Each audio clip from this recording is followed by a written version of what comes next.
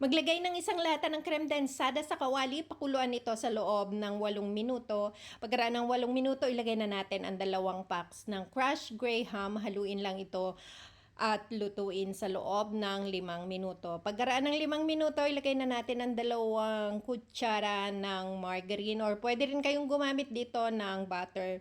Haluin at lutuin sa loob ng 3 minuto. Pagkaraan ng 3 minuto, isahalin natin ito sa serving tray na may sapin na parchment paper para maiwasang huwag dumikit. Sa ilalim, i-flatten lang ang ibabaw at maglagay ng cheese.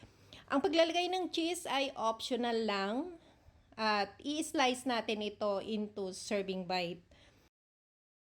Huwag kalilimutang i-follow ang Lutong Pinoy Recipe page para update ka palagi sa mga susunod na easy recipe. Maraming salamat sa patuloy na pagsuporta at sa panonood ng mga video recipes.